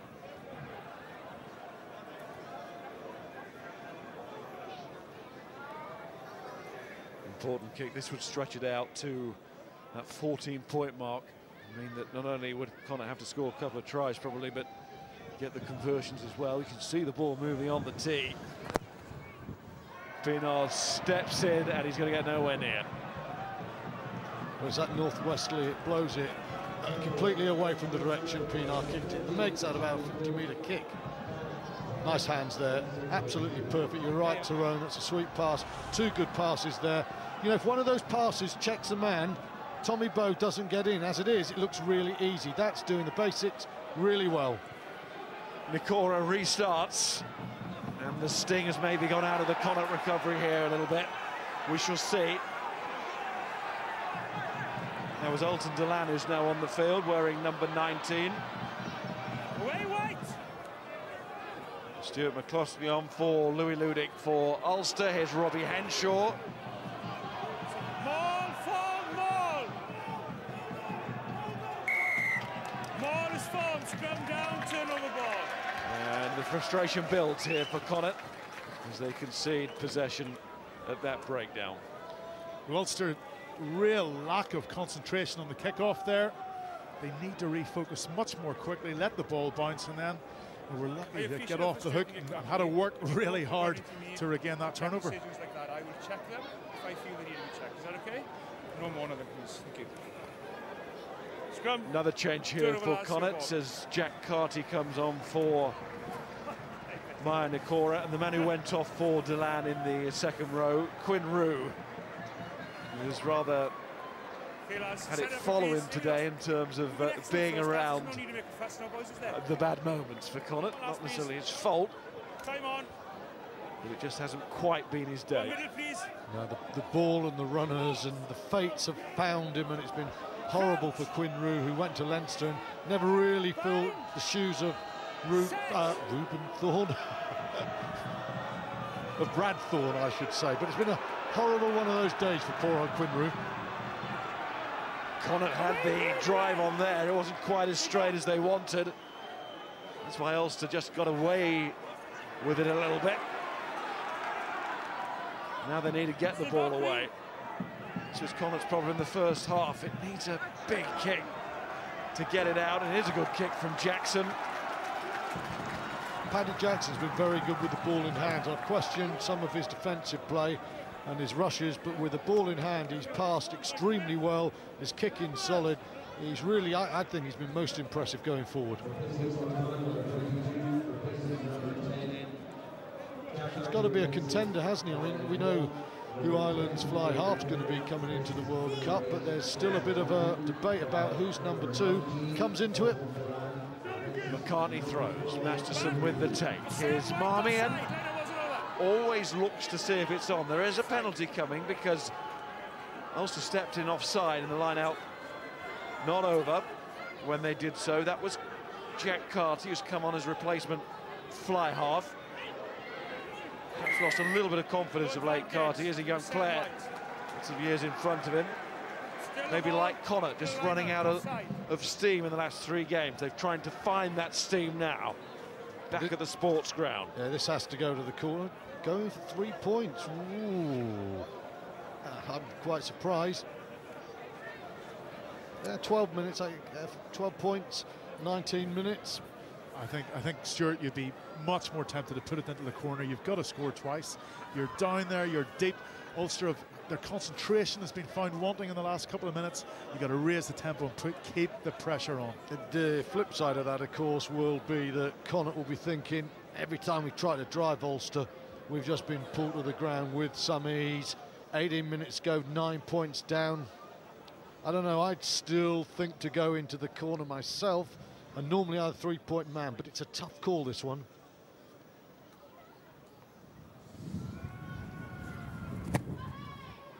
There is the 3 points, and as that goes over, we'll join Alan Clark from the Ulster coaching and management team. Alan, it was a good reply from Connacht with the elements, wasn't it, at the start of the second half, but that second Tommy Bow try, does that make you feel a little bit easier? There's still a long way to go in the game, but yeah, we got ourselves into a good position, but you know, on the restart we'd be disappointed with how we dealt with that, not giving Connacht foothold in the game again, given those 3 points resulted from that.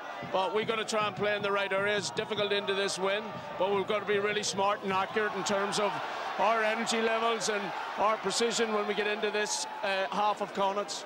Thanks, Alan. Here's Jackson and Payne and Cave. He's got Gilroy outside. And Alan's team have been brutally efficient with their finishing today. Is this another example of that? And you do feel another score here for Ulster, and their management team will be breathing a whole lot easier. Henry to Wilson. Pienaar. Jackson. Payne. Tackled by Henshaw, his international teammate. Rory Best, who was storming away from that restart to get Ulster going again. Franco van der Merwe. Slower ball now, but it will be a penalty. Well, if Alan Clark was disappointed with Ulster's restart work there, Pat Lamb will be distraught with Connacht. They just stood there, let Rory Best run through the middle and take it. And now it's another penalty, and Ulster have a chance to close this game out now, because they are a superb team in the last 20 minutes, and Connacht, with that terrible restart, have just opened the door. And you can see the final quarter of a game, most tries scored in the Pro 12. Ulster, fewest tries conceded. Ulster strong favourites to close this. Changes from Ulster here. Bronson Ross has come on. Robbie Dyack is on as well. And the men who go off, Ian Henderson for Dyack, of course, and Hurst for Ross. As Ulster look now to get it over the line, the ball and the match, really. They can do it here. And the try has been given. Ulster, in the first of their 3 derby games between now and the end of the season, have victory well within their sights. Rory Best and his team. Well, Rory Best deserves that. You wonder what sort of a boost does it give to a side when you've got your returning senior internationals. And Best set that up off the kick-off, took Ulster into that 22, and then just the back of that driven maul and just got over the line. And, you know, it's a big play by a big game player. Yeah, well, it was awful from Connacht at the restart, but even if something's awful, you've still got to take advantage of the opportunity that is presented you. And Best did, directly from the kick-off. Ulster kept the pressure on, and I think the game is closed now. Big name, big play, just the right time, and even time for the little finger wag after the try had been scored.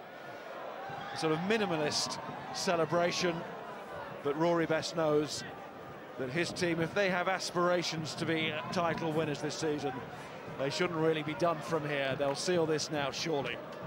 I tell you, they could do with stop scoring that corner. Poor old Ruben Pienaar is kicking that ball, having to kick that ball miles to the left of the post to bring it back, and he just doesn't have the distance. It's almost impossible kick. Back. Suppose that conversion miss still gives Connacht a glimmer of a hope of a draw, maybe. Lost now. Very least they need to start to look for a losing bonus point. Still 14 minutes. Just never know if they get a score quickly and get this home crowd going again. Modern game, 14 minutes is a long time. Just Ulster's track record in the last 20 is so good, both going forward and defending. It just seems inconceivable. And it's that champion quality that they feel they are building. As I said, they really shouldn't, if they have aspirations to be title winners, throw a game away from this position. There's Pullman. John Cooney, who's come on at scrum half to join Jack Carty at half back.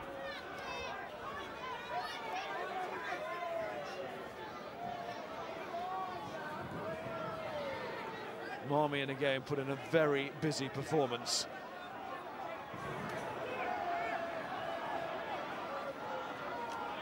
Cooney, his replacement once more, finds O'Halloran. Pienaar coming through, can't make the tackle. Oh, Cooney got away. Healy's kick. Good catch from Jackson. Jared Payne.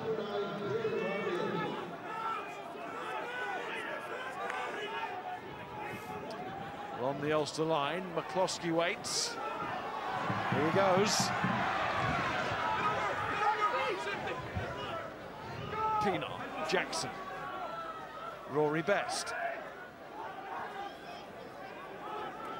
It's Callum Black. Jackson to Roger Wilson. Ulster here doing what Connacht did for long periods in the first half. They're quite comfortable. They've got the lead. Tui.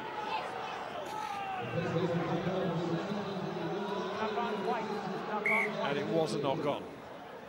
If that ball had gone to hand, there were plenty of men in white there.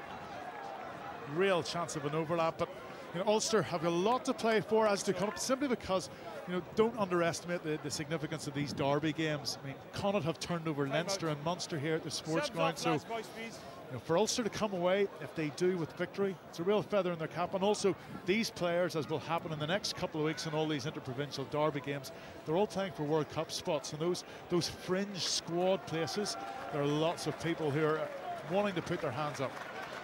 A lot of replacements to tell you about, as Tyrone was talking there. We've got Shane Delahunt who's come on to replace Tom McCartney at hooker for Connacht. Finlay Beelum is on as well into the front row as prop forward, and you can see there Bundyaki, first game back, he goes to be replaced by Dara Leader.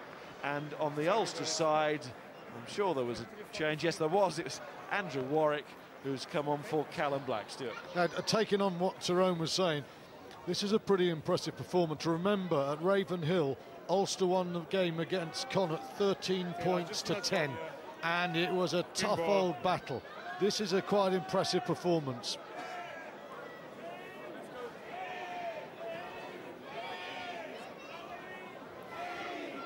Bonus point performance as well. That is key. Every point matters now.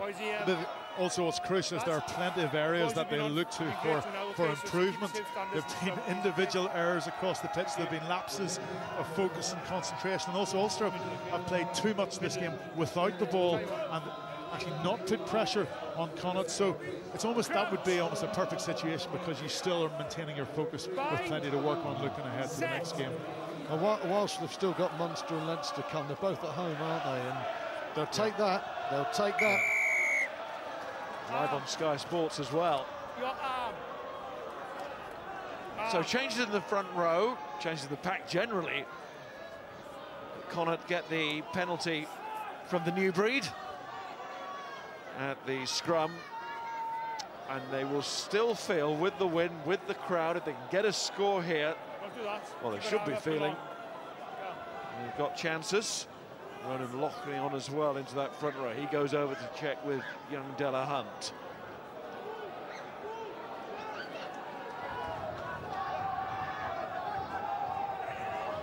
He throws. Good from Delahunt. Connacht pack, get the crowd going a bit here.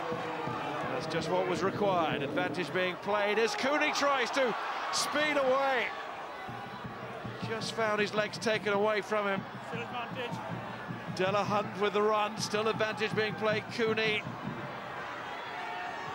That's Pullman. Cooney again.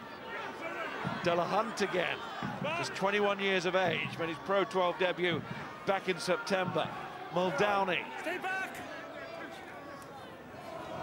Loughney has to dive in there to prop, and the replacement's done really well. No advantage, but they want the try anyway here, Connacht. It's all about the try. Cooney again. Hunt, oh, space.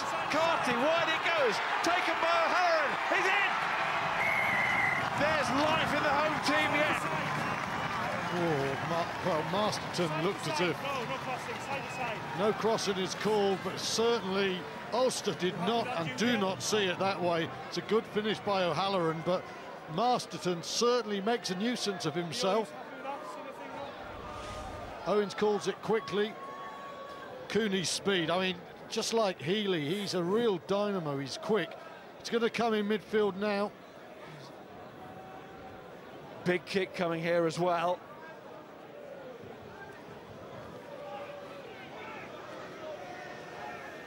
Look at Henshaw getting stuck in.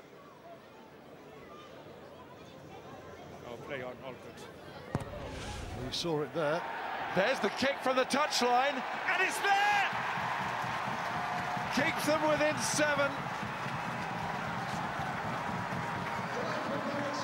It's a brilliant kick from young Carty, who's been under pressure of late. He just went for that and fired it through. All of a sudden, that organisation in Ulster's defensive line found wanting too many players tight to the ruck, and Tommy Bowe left in no man's land. Too many players, too many decisions. Okay, all gone. Subs all off. And the home crowd believe again. At the very least, they believe in a draw. Maybe they believe in something more than that.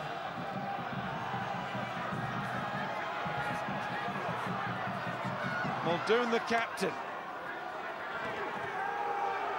tirelessly goes on as ever. Stay. Cooney, Okay, you're on now. as well as Marmion's play, Cooney's done well since he's come on. Back. And a real snap and sharpness. O'Halloran, who scored the try, shapes to kick there. He's got to get out of their own territory, Connacht. No, it wasn't a trick. No, he stepped aside. Play You the have to game play that. in Ulster's half. Just the reaction, not a problem. Carty knew that. But so did Pienaar, who covers well. Up goes O'Halloran. Oh, it was a difficult one. It was swirling away from him. Now there are bodies and hands all over that, and it's going to be a penalty to Ulster. It'll be very hard to kick this, though. It's the wrong side of the field. I think this has to go down to the corner. I don't think Pienaar or Jackson can get anywhere near the post from here. Just think Connacht may well just have got rid of that ball down the pitch when they had the chance, instead of running it out of defence. It's a territory game for them. Ian Humphreys now on at fly half, and Ulster have control of the ball again. Was this crossing? No, it's not. I think Nigel Owens has got that absolutely right. I think Tui is already committed and falling off it there. I think that's superb refereeing again. It was easy to see that one way. I certainly did. Nigel Owens, thankfully, got it bang on. Rory Best throws. Stay in the middle. Okay, yeah, who's going over there? That's a rock now, hands away. Pienaar. And again. Just can't kill Connacht off. Warwick. Pienaar once more. It was Bronson Ross. As so often, the replacements become the key men and sit and wait in the cold for a large slice of the afternoon, and then suddenly they are thrust into the prominent roles in the finish. Muldowney's tougher, he's made a few today. Bronson Ross again. All valuable time this as well. Ulster know that, they're taking it out the game. Dyack back to Pienaar. Here comes Humphreys and Jackson. Jackson now in midfield. Humphreys. Oh, bodies flying in from every angle. Massive commitment. Because it's a derby, yes, but because it means so much in terms of the table as well. For both sides in their different ways. As Ulster shoot for the final and Connacht shoot for Europe, which mathematically could still get in the top 4. Long odds, but it's nice for Connacht to be involved in games when they can say that at the end of the season. And they've won this ball with Cooney. And Dullahan, back it goes to Cooney. Henshaw might go wide here and does. Here's a chance for Connacht. Leader's on the outside. He cuts inside. This is Darragh Leader. He's travelling over halfway. He takes on, well, 2 men in the end. It was Payne and Pienaar, who were very composed in their defence. They held their position well. Masterson, on it goes to Loughney. This is Healy. Tremendous stuff now at the sports ground. Henshaw. Again, cutting inside, looking for space. It's on from Carney to Cooney. Almost up to the 22-metre line. Dullahan steps in, says, I'll have that. On it goes from Loughney to Carty again. Brilliant from Connacht, but they just couldn't find the pass to go out wide. Muldoon keeps it alive. Dramatic rugby now in the Pro 12 as Muldowney takes it on. Ulster drive through, picked up by Cooney. This is Masterson. Cooney again. That was Beelum and also Quinrue. Back on the field and maybe finishing with a big positive here. Muldowney. Cooney to Carty. Here goes Healy and Henshaw. Henshaw on the outside. Oh, Pullman had it. He had it in his grasp and he had Leader with him. They worked so hard for it and they just couldn't finish it. Well, that's so hard on Robbie Henshaw. He started that and he almost finished it. That's the pass that started it. That is world-class passing in this win. Leader is so quick. And then we saw the other side of Henshaw at the end. The power, the arc, and the little soft touch. And you thought, Tyrone, this is the try. Gorgeous play again here. Henshaw's such a threat. Look at that. Well, you're just seeing the full suite of skills here from Henshaw. The wide pass off the left hand, difficult at the best of times, never mind in this wind. The short putt pass off the ground, and then taken on the outside and the offloading game. I mean, superb contribution from Henshaw. I mean, this Connacht crowd will have been willing that ball across the line. And Ulster's defence was creaking there. Scarlets winning. Connacht not, but just in front, of course. Edinburgh will have the game in hand, and they play Munster this evening in a vital game for that 6th spot, for the top 4 places as well. Seems that every game matters. The reorganisation, the qualification process for Europe, and the top 4 placings, which was already in place, of course. It really has now, the combination of those 2 factors, created a league here where we get to a stage of the season where you can look around all 6 games and think there's something riding on it. Now, the initial reaction from Connacht with the missed chance, heads went down, but in this gap, it looks like they've used it to reset, to come again hard at the scrum, but Ulster are ready, and Wilson comes off the base of that scrum and does really well. McCloskey there, Pienaar gets it to Dyack.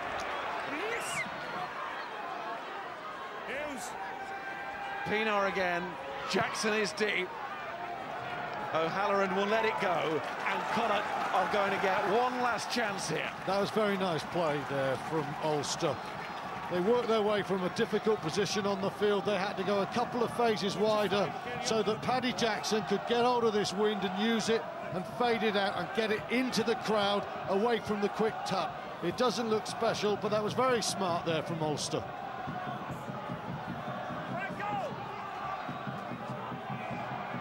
And Connacht not rushing it here because they know 2 minutes left, this has to go right. They have to work their plan. Muldowney with the initial take, Cooney to Carty, and Pullman. He takes that one in, but The Ulster defensive line was up very quickly, and young Hunt's a little bit isolated there. They're trying to get with him. He rolls on. He's done well, but not quite well enough as Rory Best takes it away. Here goes Jackson inside. Tommy Bowe, lovely hands, Peter. This will seal it as it goes back to Jackson, but it's forward. Jackson had got himself in front there.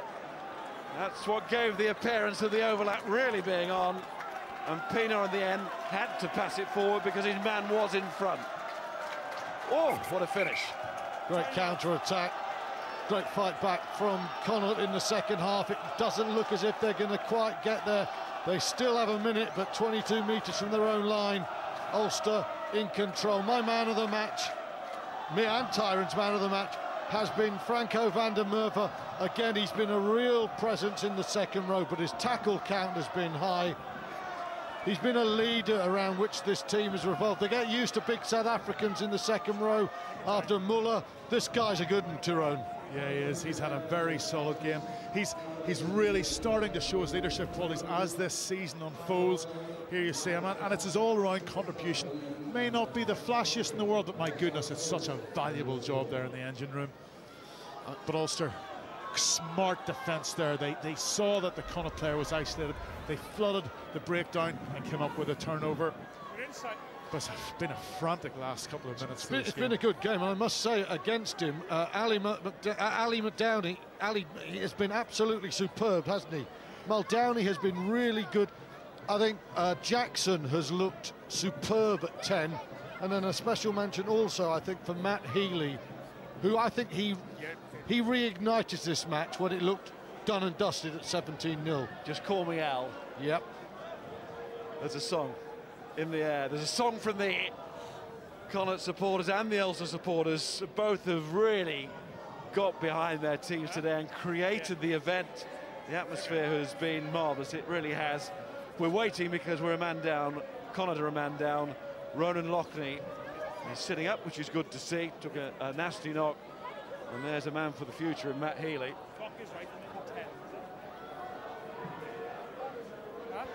Well, certainly he looks very, very dangerous with the ball in hand in terms of his footwork, in terms of his balance, in terms of his pace off the mark, and it's these, you know, those crucial first 5 metres, but also his upper body strength. He shrugged off Chris Henry, he shrugged off Roger Wilson.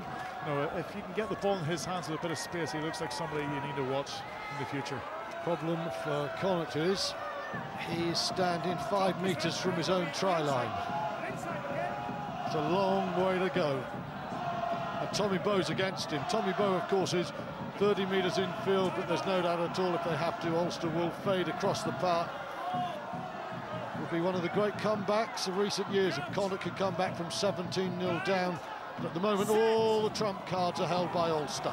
Weather closing in again as if to add to the drama. Round comes the scrum. Connacht get the penalty. Because of that, Loughley's done well just to get back on his feet. He's gone straight back in that scrum, and he's been part of winning a penalty.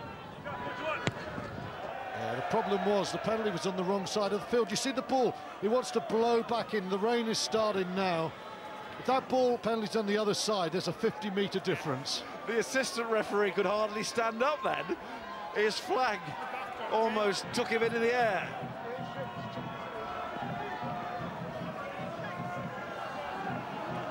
Look at this rain now. Hunt to throw.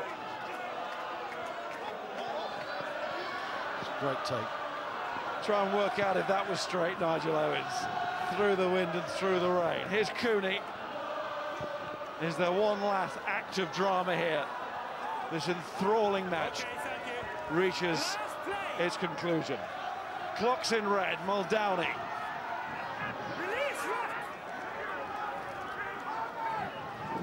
Cooney. Quinn-Roux. I don't think the weather's helping anybody now. McKeown. Cooney. Healy to Muldowney. Got to hold on to that ball. What pressure. What a drive from Muldowney. But he's been taken out, as Connacht have been. And for Ulster, It is some run-in. Leaders Glasgow on the final weekend. These three inter-pros before then. And the first one of those sizable derby tasks has been won. Ulster moving towards that home final, but still lots to do. What a match. Both sides played their part, as did the weather. And it ends in appalling conditions, but it ends with Ulster having a 7-point victory. Yeah, the storm is setting in, but Ulster are sailing serenely on, I think, towards Belfast in a home semi-final. In a derby game, they showed enough quality to suggest no one will fancy a semi-final or possibly a final at Ravenhill. They're in good shape. It's in Ulster's hands. They've got round one out of the way against Connacht. They've got Leinster and Munster at home to come. They'll fancy themselves back at home, but job done for today. So, final score at the sports ground. Connacht 20, Ulster 27. Alex, hang on to your gazebo. Miles, we are tethered. I can tell you we are tethered to the boundary here. What a tussle between the two teams. There's absolutely nothing compared to the battle that's been raging with our umbrellas over the last 5 or 10 minutes. Confirmation of the results from Friday night. Bonus point for the Warriors, a bonus point win for the Ospreys. Ulster have got the job done with a bonus point here at the Galway Sports Ground. Scarlets are leading against Zebra, but they are far from having it all their own way. Scott Williams has scored a double. And we've got another game to come tonight at Murrayfield between Edinburgh and Munster. Tomorrow it's the champions off to the Dragons. Let's have a quick check on the table as it stands. The Warriors still top, Ulster up to second with a bonus point win, Ospreys down to third, therefore Munster yet to play this weekend. Defending champions are clinging on to that semi-final race. We've got Connacht still in sixth for now, with Scarlets still obviously with the opportunity to clamber above them. Edinburgh yet to play this weekend, Dragons, Blues, Treviso in 11th with Zebra at the foot.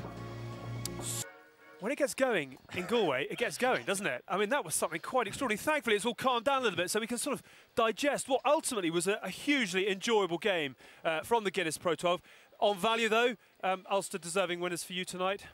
Yeah, I think so. I think if you look at it, that last 10 minutes of the first half proved costly in the end. The two tries that, when Connacht seemed to be able to, in control, and they let those two tries slip. But it was a great comeback by Connacht in the second half, and it made for a fantastic finish. But I think at the end of the day, 5 tries to 2, you'd have to say that it's kind of disappointing for Connacht, because it does seem to happen to too many games where they're fighting for their life. This game seems to have gone, and then in the last 5 minutes they're right back into it, and they're throwing the ball around, they're offloading, and they're getting their game going. But there's some reason, like some psychological reason, that Connacht put themselves in that situation so many times. Yeah. Just a quick word as well about some of the big names who did the job for Ulster this afternoon. Tommy Bowe obviously with a couple of tries, but Rory Best as well. How impressed were you with the instant impact that they seemed to deliver? Yeah, they did. There was a real difference in class, and I think Tommy Bowe certainly was one of those, and Rory Best with the other.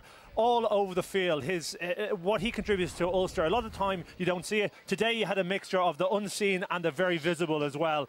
He carried the ball well. He's slowing up balls so often. His back end of the tackle is really impressive. And you see, he just slows the ball up a fraction every time. That time you see him in on it. That's a very tricky position to be in. It's not a particularly glamorous situation to be in, but he's fighting and he's looking for the ball, and he does that every single week. Diving on ball, carrying, and just being a nuisance around the pitch. But he did more than that today. We saw this restart, first man up after the restart to take that ball in the full. That actually led to a try. And then we see his bread and butter, which is a perfect line-out throw, controlling the ball at the back of the line-out maul, and that was shearing off into touch, him making the right decision at the right time to get the try. So often his work is unseen, or it's difficult to see. Today it was demonstrated very visibly as well. Very much a captain's performance, wasn't it, from Rory Best? But he wasn't man of the match. Let's have a word with that man. That's Franco Vanamova. Congratulations to you and to Ulster. I'm very jealous that you're inside, warm in that tunnel. But first things first, well done to Ulster today. How good a performance was that, relative to the fact, I suppose, only one other away team has come away with a victory this season from the Galway Sports Ground? Yeah, Alex, it was a pretty important game for us today. If you look at Ospreys, they got a bonus point in the, right at the end. That put them second on the lock. So we're really happy with the win away and, getting the bonus point. So we're very happy for the performance today. 6 wins in 7, I think, now for Ulster. How well do you think you're playing, and how much more is there to come as you ramp up towards the end of the season? Yeah, you know, with Six Nations and with a few injuries and a few guys that got cited during the season, it's nice to have everyone back. You know, it has been a bit of a up and down season for us, but it was good for us getting a few wins. You know, so we hope, especially at the back end coming, there's a few games, big games for us coming up. So if we can keep this momentum, it'll be good for Ulster. There certainly are some big games. Can I just ask you as well about the impact that those returning Ireland stars have had in Ulster colours over the course of the last week or so? How much of a boost have they given the province? Yeah, I mean, with Tommy, Bestie, those guys, JP coming back, Ian Henderson, you know, it's world-class players. You know, they bring a lot of confidence coming back off the Six Nations and the experience. I mean, you saw Bestie today having, again, won a brilliant game. Tommy, a great finisher. So the experience those guys bring on the field, but as well as off the field, is really priceless for us. Good stuff. Listen, thank you very much, Steve, for taking the time to talk to us. Well done, you were the Guinness Pro 12 Man of the Match, and I think Ray Sheehan is alongside to hand you your wares for an industrious performance. Franco, thank you very much indeed. So we will just have a quick final word on Connacht as well. I mean, off the back of what we've seen today, is it more concern for you for that top 6 race, or is there a little bit of confidence they can take from the way that they fought back? Obviously, they're going to take confidence in the way they fought back, but I think this was a game they would have looked at as a must-win. It was a key game for Connacht. I remember when I walked in the ground today, someone actually said to me, if they can get this win, it'll be probably one of the biggest games in Connacht's history in the Pro 12. So the fact they didn't get it, it's going to be very, very difficult now to get in that top 6. It's going to be tricky. And they have a tough run in, and you know, conversely, Ulster, they're really flying high. They're looking good. They know they're going to get a home, potentially get a home semi-final and a home final if they get there. Things are looking really good for Ulster. Yeah. I thought the positive was seeing Jack Carty come off the bench and do a lot of really good stuff in the last 20 minutes. He really sped things up and tried to get Connacht back in the game, and he did some good things there. And again, Ali Muldowney, I think he got Player of the Month last month. He was outstanding as well. Hugely enjoyable game, but I think next time we come, we'll wear wetsuits. Sky Sports branded wetsuits are an absolute necessity for this part of